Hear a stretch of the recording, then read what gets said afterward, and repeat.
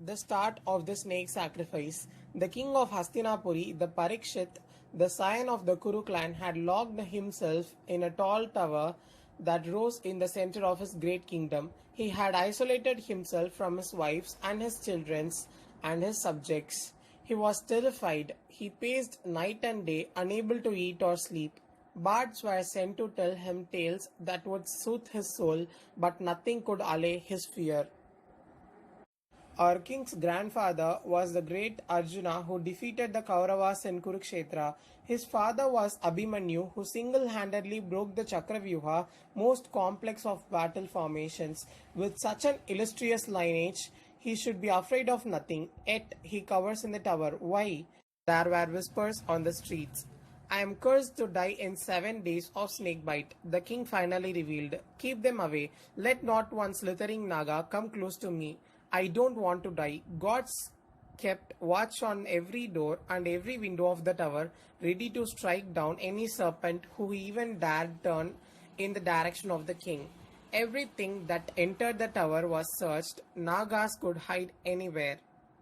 6 nights later, on the 7th day, a famished Parikshit bit into a fruit. Hidden within was a worm that instantly transformed into a fearsome serpent. It was the Naga Takshaka. Takshaka sprang forward and sank his deadly fangs into Parikshit's flesh. The venom spread rapidly. Parikshit cried out in agony, but before any of the guards could come out to his aid, he was dead and the Naga had slithered away. Parikshit's son Janamejaya was furious. I will avenge the killing of my innocent father, he said. He ordered all the Brahmins of the kingdom to perform the Sarpachatra, a sacrificial ritual with the power to destroy all snakes on the earth. Soon a fire blazed in the center of Hastinapuri, and a plume of black smoke rose to the sky. Around the altar sat hundreds of priests, pouring spoonful of ghee to stoke the flames. They chanted strange magical hymns and invoked invisible forces that dragged the Nagas out of their subterranean homes into the pit of fire. Hastinapuri saw swarms of wriggling serpents in the skies being drawn towards the sacrificial hall. The air was filled with heart-wrenching cries of snake being roasted alive. Some people were filled with pity and cried, "This is a mindless massacre." Others screamed in righteous indignation, "Serves them right for killing our king."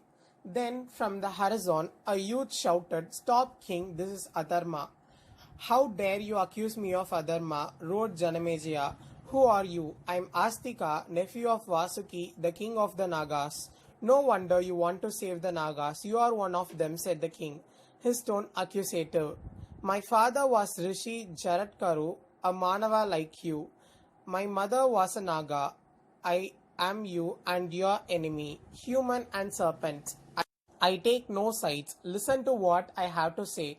Otherwise you will deny peace to all your descendants." "Speak," said the king. 7 days before he died," said Astika, "your father was out on a hunt when he experienced great thirst. He saw a sage sitting under a banyan tree and asked him for some water. But the sage was deep in meditation and did not respond to the royal request.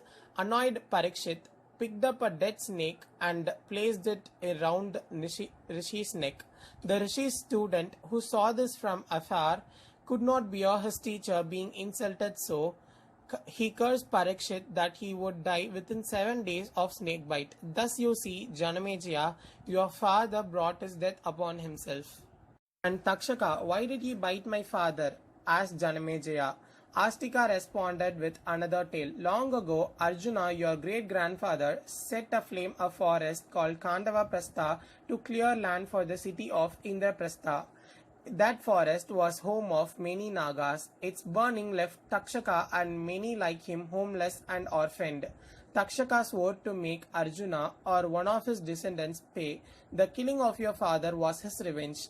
Now the Nagas burn once more in your sacrificial hall.